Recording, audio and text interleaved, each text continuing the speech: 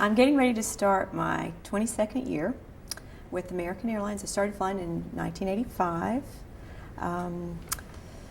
I've not been based as many places as everybody else, but the first year I was in New York, flew domestic, came back to Dallas and was there for almost 10 years, and then flew out of Miami internationally for 5, and then Dallas International for 5, and have gone back to domestic in the past year, so getting ready to start my 22nd year flying. And I still fly.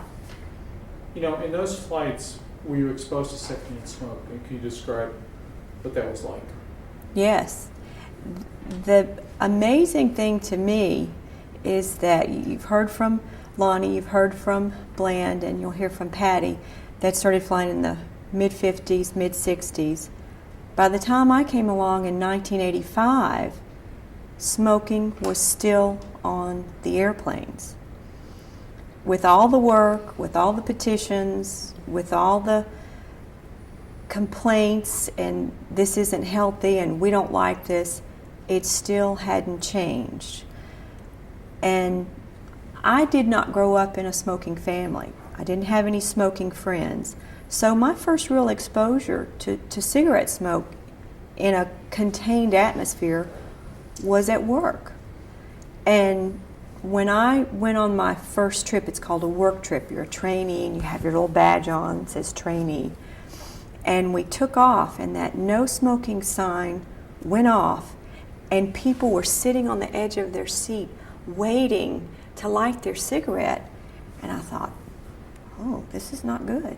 This is not good. This is not what I expected. And it was just a cloud of smoke, and just poof, instantly.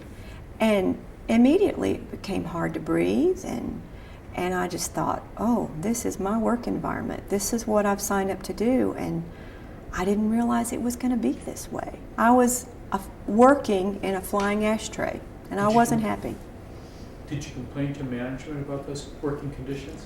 I did, but I waited a certain amount of time.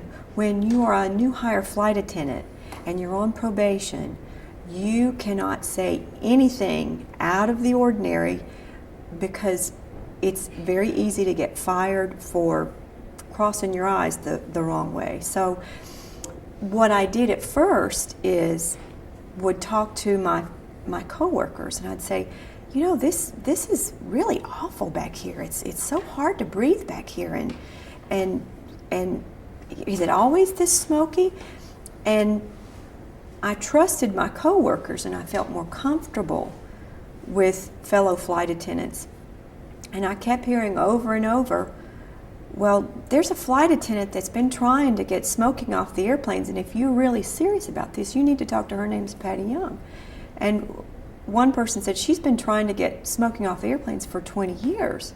This is who you need to talk to. So put a note in her box, and 22 years ago, put a note in her box, said, I'm a new hire flight attendant, and somebody said I needed to contact you, and we've been friends ever since. And next thing I knew, she had me signing petitions. I had petitions on the airplane. I had passengers signing these petitions saying how much we didn't like the smoke and we wanted it to be smoke-free. And how long have you been on the board of FAMRI? I'm the newest. I've been on since early 2002. And what do you think the big accomplishments have been at FAMRI? I think our biggest accomplishment is raising that bar of awareness.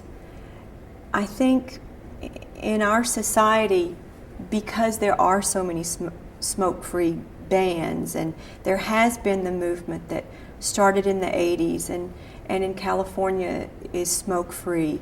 So I think there's been a lax feeling that, well, somebody else will take care of it, or if it's smoking now, it'll change if you just wait long enough.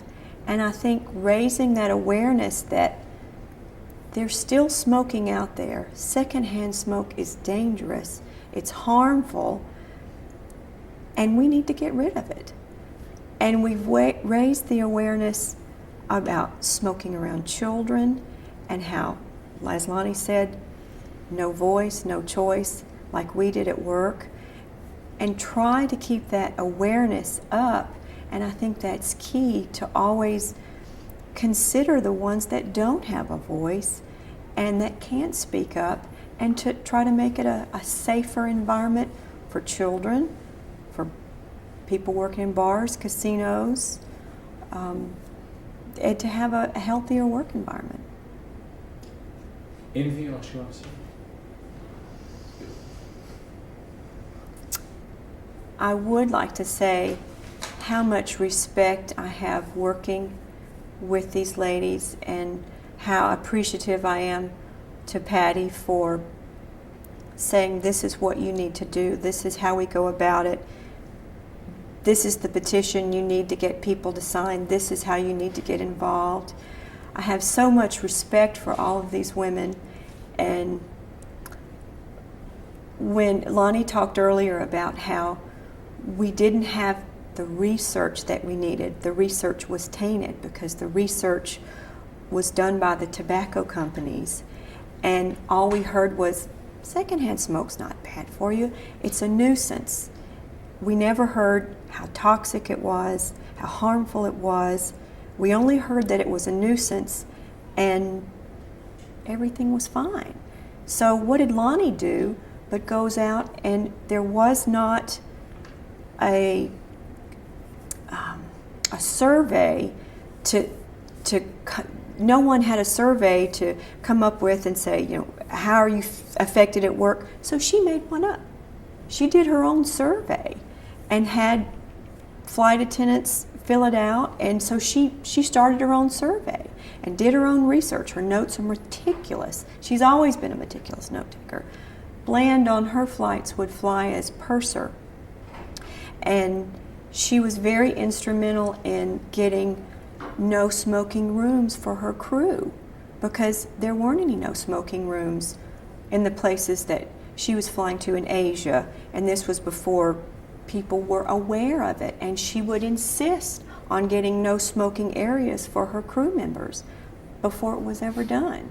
And it's such a privilege and an honor to work with all of these women. And Beth has turned into an activist, our fearless leader, Beth, and helped get our building where the foundation headquarters, where FAMRI Foundation headquarters is located in Miami. And she wrote a note to the management because people were smoking in the non-smoking areas. And she became an activist, and she got it changed. And I think we empower one another, because it's always hard to stay up. And I see Patty fight so hard. She's fought all her life to make the world a better place.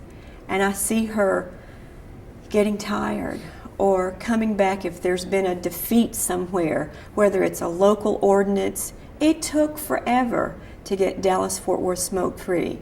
But she and Billy worked and worked through the local ordinances and writing letters and going to the city council. And the empowerment that we give one another when there is a setback or a time where you think, I just don't know if this is doing any good. Does anybody care? Does anybody care that we're working so hard to try to make this area smoke-free, or we're trying to make this airport smoke-free? And I see the fatigue, and then it's all about ups and downs and taking a little breather and then getting rejuvenated and getting up again. Because after we have our meetings, and we meet once a month, whether for a site visit or just a meeting amongst ourselves at headquarters in Miami, and afterwards Patty will say, that was a great meeting, that was a great meeting, that was wonderful, oh, I just feel so good about this, and we're going on this site visit and we're going to talk to these researchers.